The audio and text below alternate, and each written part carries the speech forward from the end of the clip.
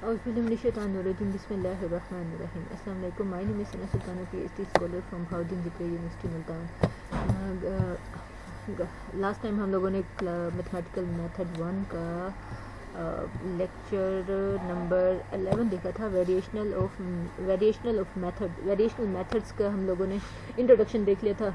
इसके में कुछ जनरली इसका क्वेश्चन कैसे सोल्व करते हैं वो हम लोगों ने देख लिया था। आज मैं आप लोगों को इंशाल्लाह ये Euler Lagrangian equation for one dimension वो आपको निकालना सिखाऊंगी और फिर ये दो मेथड हैं इनका इंट्रोडक्शन दूंगी आप लोगों को। इसके एक मज़ीद डिटेल में हम लोग नहीं जाएंगे क्योंकि हमारे पास ये लास्ट वीक में मैंने इसका आधा काम छोड़ दिया था, तो इसका सिर्फ आज हम लोग सिर्फ इसका मेथड बता देंगे, प्रॉब्लम बता देंगे, इसकी मैथमेटिकल फार्मूलेशन देख लेंगे। तो इस मेथड को हम जल्दी जल्दी ख़त्म करके आगे चलते हैं। तो अब चलते हैं हम अपने लेक्चर की तरफ। ये है हमारे पास डिस्कस रुकें जियोडेसिक प्रॉब्लम और ब्रिस्टोक्रोन प्रॉब्लम, ये डिडोस प्रॉब्लम, ये तो आप लोगों ने लास्ट वीक देख लिया था। नहीं, आप लोगों का ये नहीं है टॉपिक, ये ना मैथमेटिकल मेथड 2 वालों का टॉपिक है, तो उन लोगों को मैंने लास्ट वीक करवा दिया था। तो इसको स्किप करवा के जियोडेसिक और ये वाला प्रॉब्लम जो है, ये दोनों प्रॉब्लम्स और इनकी मैथमेटिकल फार्मूलेशन जो हैं वेरिएशनल प्रॉब्लम में, वो आज आप लोगों को करवाती हूँ। तो ये सबसे पहले क्या है, the following 3 problems played a role in the development of variational methods. Variational methods होते क्या, लास्ट वीक आप लोगों को अच्छी तरह से पढ़ा दिया था। अब जियोडेसिक प्रॉब्लम देते हैं जिसमें होता क्या है, शॉर्टेस्ट लेंथ हम लोग फाइंड कर रहे होते हैं। सपोज दैट मेरे पास एक पॉइंट है ए और दूसरा पॉइंट है मेरे पास बी। अब इसके ए और बी के पास जाने के बेशुमार रास्ते, एक रास्ता ये है, दूसरा रास्ता ये है, तीसरा रास्ता ये है और चौथा रास्ता ये है। अभी तो फॉर एग्जांपल मैंने आपको 4 रास्ते दिखाए हैं, इस तरह में बेशुमार रास्ते पाथ जो हैं वो बिटवीन 2 पॉइंट्स में इजीली बना सकती हो।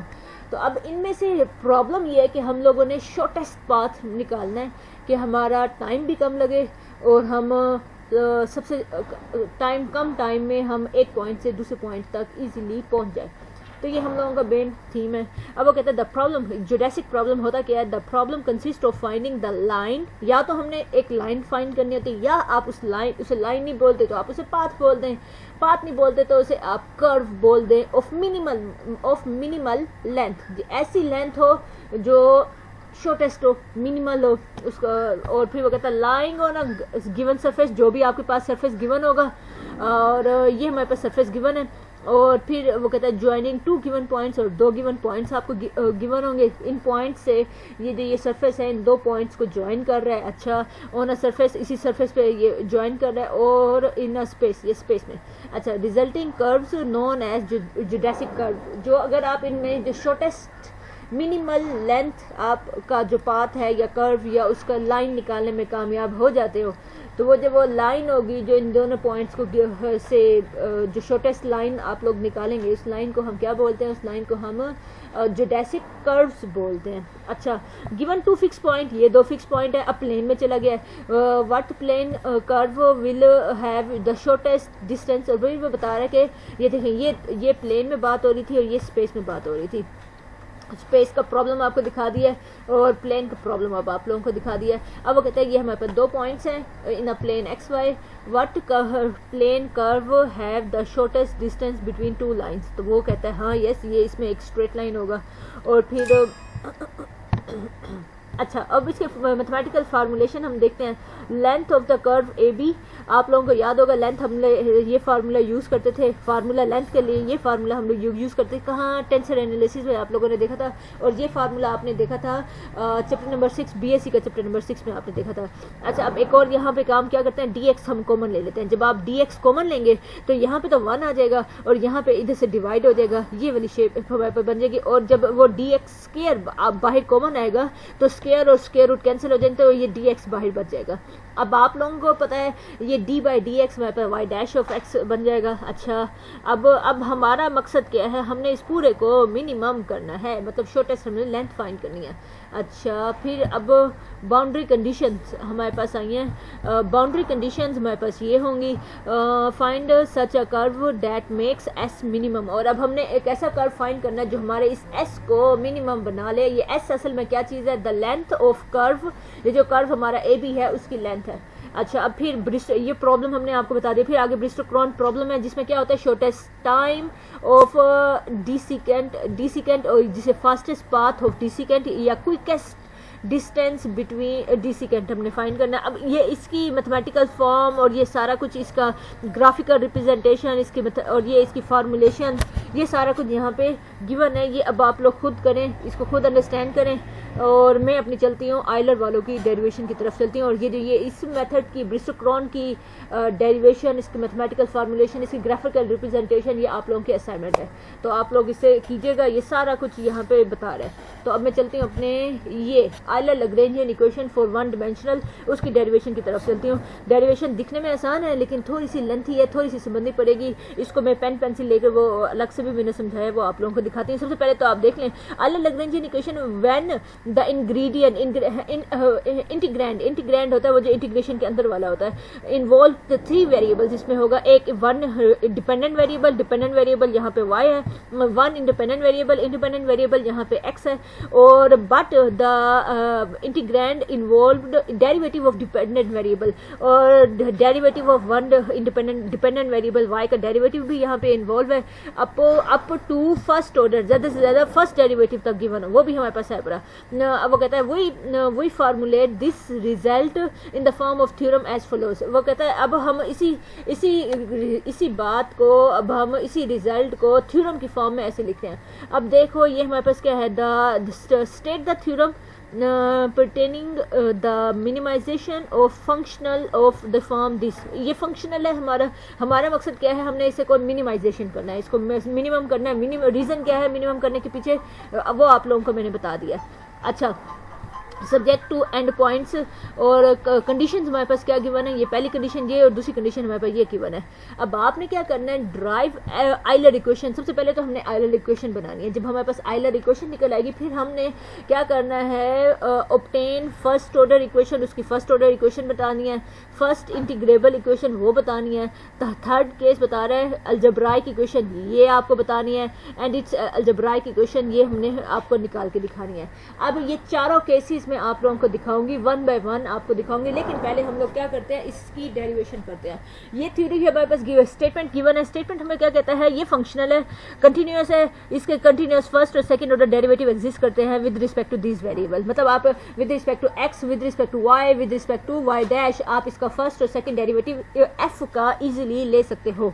आगे y भी कंटिन्यूस फंक्शन, y हमारे पास कंटिन्यूस फंक्शन है, ठीक है, y हमारा कंटिन्यूस फंक्शन है, possessing continuous first and second order derivatives and satisfy the fix and points, और इन पॉइंट्स को भी, वो एंड पॉइंट्स को भी ये हमें सेटिस्फाई करता है।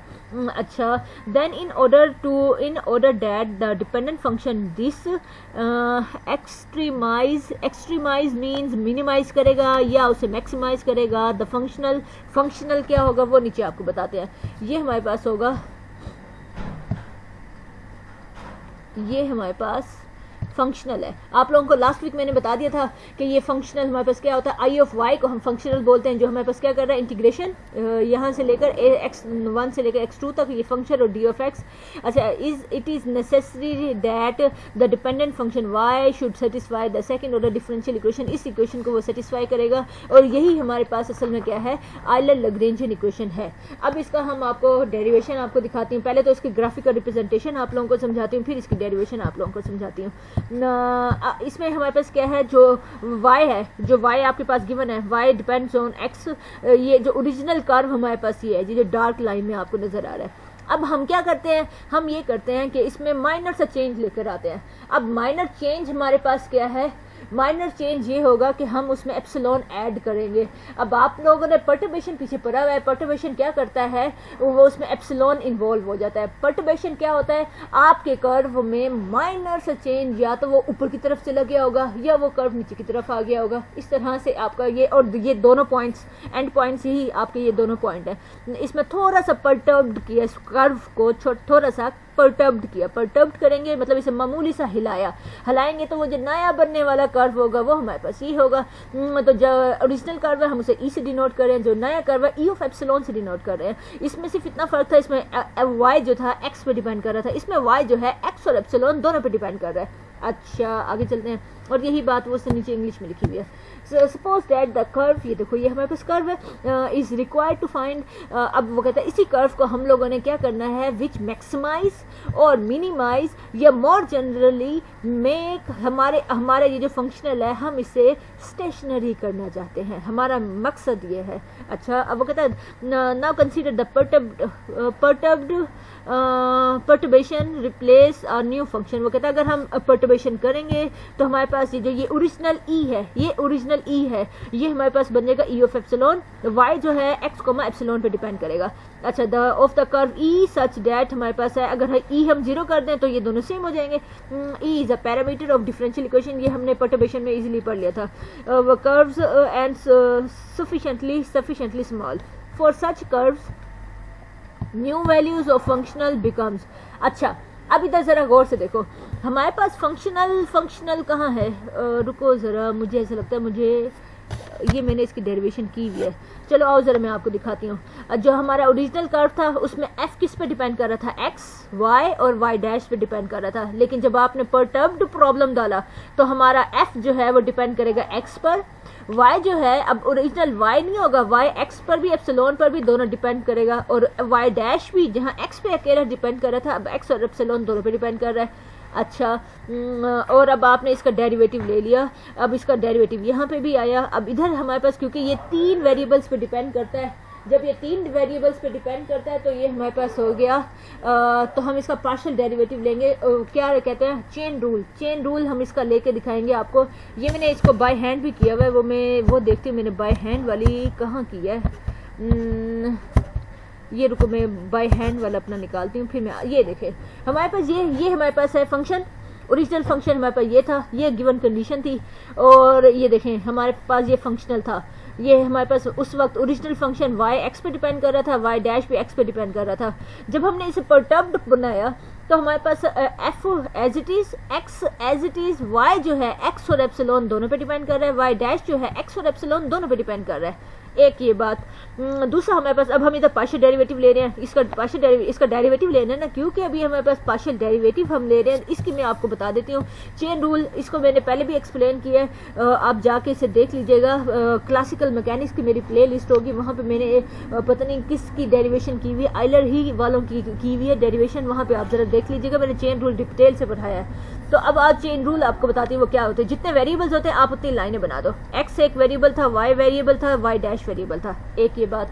अब ये मुझे कैसे पता चला, ये है पार्शियल, ऊपर वाला वेरिएबल ऊपर आएगा, नीचे वाला वेरिएबल नीचे आएगा। जैसे पार्शियल f, ऊपर वाला वेरिएबल f था, नीचे वाला वेरिएबल x था, partial f by partial x, इधर partial f by partial y, इधर partial f by partial y dash, ये और ये हो गया। चलो अब आप ऊपर जो भी आप ले रहे हो, आप जैसे आप f का partial derivative with respect to epsilon ले रहे थे, तो नीचे वाले वेरिएबल्स का भी partial derivative with respect to epsilon, इधर भी partial derivative with respect to epsilon, partial derivative with respect to epsilon. आपका मकसद ये था ना, f का partial derivative with respect to epsilon ले रहे थे, तो अब इसको मैं आपको लिख के दिखाऊंगी। इसका मकसद, अब हम इसे लिखते कैसे होते हैं, ये पूरा है, ये पूरा partial f bye partial epsilon, ये किसके बराबर है, ये बराबर है इन दोनों का प्रोडक्ट प्लस इन दोनों का प्रोडक्ट प्लस इन दोनों का प्रोडक्ट। देखो यही बात उसने इंग्लिश में लिखी हुई है, मैथमेटिकली लिखी हुई है। अच्छा, अब एक और चीज़ यहाँ हमारे पास क्या है, वो कहता है कि हमारे पास x जो है एप्सिलॉन पे तो डिपेंड करता नहीं, ऐसे y और y डैश एप्सिलॉन पे डिपेंड करते हैं, तो फिर ये वाली टर्म आपकी हो जाएगी 0। अच्छा, ये वाली टर्म गायब। अब फिर इंटीग्रेशन, इसको अलग दे दो, इसको अलग दे दो, जो इसको अलग अलग दे देते हैं हम, ये देखो इसको अलग अलग दे दिया। अब अगला काम हमने क्या कर दिया, अब हम आगे कर रहे हैं इंटीग्रेशन बाय पार्ट्स करने जा रहे हैं। इस वाले को तो हम कुछ नहीं करेंगे, इस वाले को इंटीग्रेशन बाय पार्ट्स करेंगे। अब यहाँ पर बड़ा इंपॉर्टेंट चीज़ आपको integration by part, definite integral का इंटीग्रेशन बाय पार्ट्स बड़ा इंपॉर्टेंट होता है। उसमें गौर फिक्र करने वाली बात ये होती है कि फर्स्ट फंक्शन तो आता है as it is, second function पे आपका लगता है इंटीग्रेशन, और इंटीग्रेशन लेने के बाद जो आंसर आता है वो आंसर यहाँ पे भी रखते हैं और वो आंसर आपको यहाँ पे भी रखना पड़ता है, और फिर वो डेरिवेटिव फर्स्ट वाले फंक्शन का डेरिवेटिव आता है। अब देखो मैंने यही काम यहाँ पे किया हुआ है। अच्छा, एक और मोस्ट इंपॉर्टेंट इधर बात गौर फिक्र करने वाली, जो आपकी जो लिमिट आई हुई होती है ये सिर्फ इस वाले पे अप्लाई नहीं हो रही थी, वो इस पूरे पे अप्लाई हो रही होती है। ये भी पॉइंट अपना क्लियर कर लो, ये बहुत सारे बच्चे सिर्फ यही मिस्टेक करते हैं जिसकी वजह से उनके 0 मार्क्स आते हैं। अच्छा, अब एक और चीज़, अब क्या करना है हमने, ये हो गया। अच्छा हाँ, ये आपने देख लिया पहला फंक्शन एज इट इज़। अब आप इसके ऊपर इंटीग्रेशन लगाओगे, इधर तो डेरिवेटिव है, डेरिवेटिव और इंटीग्रेशन कैंसिल हो जाएंगे, तो ये हमारे पास आएगा partial f by partial epsilon by y. ये देखो वाई आ गया और ये हमारे पास एज इट इज़। अब ये पूरा फंक्शन यहाँ पे आया एज इट इज़ और डेरिवेटिव लगा इस फर्स्ट वाले फंक्शन के ऊपर। अच्छा चलो ये हो गया। अब चलो एक और चीज़ आपको दिखाती हूँ। अब आप जब इस वाले को मैं ज़ीरो बोल रही हूँ, ज़ीरो क्यों बोल रही हूँ ज़रा गौर से देखो। वो ये एक मैंने इसे कर लिया था, यहाँ पे आप इसे अपर लिमिट पुट करोगे, y में x की जगह आया x2। जब y में x की जगह x2 आया तो ये तो हमारे पास आपको गिवन था कि ये x2 तो कांस्टेंट था। अब आप इस कांस्टेंट का derivative with respect to epsilon लोगे तो आंसर तो आपके पास 0 आएगा। सेम यही कंडीशन जब आप लोअर लिमिट x1 पुट करोगे तो वो तो y1 बन जाएगा। y1 के एप्सिलॉन के लिहाज से डेरिवेटिव वो भी 0 हो जाएगा। तो अपर लिमिट में भी 0 और लोअर लिमिट में भी 0 आ रहा है, तो ये वाली टर्म हमारे पास क्या हो जाएगी 0। अच्छा अब आओ ये बचा और हमारे पास बचा ये। आओ आगे देखते हैं। अब क्या हुआ, अब एक और चीज़ गौर से देखो, इंटीग्रेशन दोनों के पास है, कॉमन ले लिया। और चीज़ देखो जो दोनों के पास हो, जरा गौर से देखो, वो हमारे पास है ये partial y bye partial epsilon, partial y bye partial epsilon दोनों के पास है, वो भी कॉमन ले लिया। और d ऑफ x दोनों के पास है, कॉमन ले लिया। अंदर क्या बचेगा, पार्शियल f बाय पार्शियल ये देखो ये माइनस d, ये देखो माइनस ये d ऑफ x, और ये हमारे पास आया एज इट इज। और बाकी जो चीज़ कॉमन लेनी थी वो कॉमन ले ली। अब आते हैं जो ओरिजिनल वो था ना, यहाँ पर आते हैं, इसकी डेरिवेशन पे आते हैं। ये सारा उसने यही काम किया हुआ है, आप लोग इसे खुद बैठ के देख लीजिएगा। ये देखें, इसे मैंने जो आपको वहाँ सिखाया है ना, सेम इसने वही काम किया हुआ, कोई इसने नया काम नहीं किया। ये देखो यहाँ तक अब आ गया। अब यहाँ पे आते हैं, ये कहता है ये फंक्शनल तो स्टेशनरी है। वही अगर ये स्टेशनरी तब होगा जब हमारे पास वी मस्ट हैव, तो हमारे पास क्या होना चाहिए। आप इस स्टेशनरी में ये होता है, स्टेशनरी का मतलब ये होता है, उसमें स्टेशनरी का मतलब है कोई हिलाव तो आया ही नहीं, आपने परटर्बेशन तो हुई नहीं। तो जब परटर्बेशन हुई नहीं तो आपका एप्सिलॉन 0 ना हो गया। तो आप खुद चीख के कह रहे हो आपने तो स्टेशनरी निकालना है, तो जब स्टेशनरी निकालना है तो वहाँ पे परटर्बेशन तो हो ही नहीं रही, तो एप्सिलॉन उधर 0 पुट करो। तो एप्सिलॉन यहाँ पे भी 0 पुट किया और जहाँ जहाँ एप्सिलॉन है वहाँ पे भी हमने 0 पुट किया। अब वो कहता है ये तो क्योंकि अब इसका 0 पुट करेंगे, ये तो आर्बिट्रेरी है, तो अगर ये 0 होने का मतलब क्या है, लेफ्ट हैंड साइड और राइट हैंड साइड 0 का मतलब ये है कि ये वाला आपका जो कोफिशिएंट है वो पूरा इक्वल टू 0 हो गया। आओ इधर आओ नीचे, कहाँ ये पूरे को। अच्छा ये अब क्या बोल रहा है, सिंस ये जो ये equal to 0 is continuous along with derivative and its R. आओ आगे चलते हैं, देखते हैं ये क्या बोल रहा है। Chosen subject path. अच्छा चलो आगे चलो मतलब अब ये कहता है फंडामेंटल थ्योरम, तो आपका वो अंदर वाला उसने इक्वल टू 0 उसने पुट कर दिया। और यही आपकी क्या है, यही आपकी क्या निकल आई है, आइलर इट इज कॉल्ड, कहाँ है यही को इज कॉल्ड वेरिएशनल और functional derivative with respect to Y alternative sum. ये जो दिस डिफरेंशियल इक्वेशन, ये डिफरेंशियल इक्वेशन आपकी बनी है विद अप्रोप्रिएट बाउंड्री कंडीशन, मुनासिब बाउंड्री कंडीशन है, is called original variational problem. यही आपका ओरिजिनल वेरिएशनल प्रॉब्लम है। अब इसका रिमार्क गौर से पढ़ो।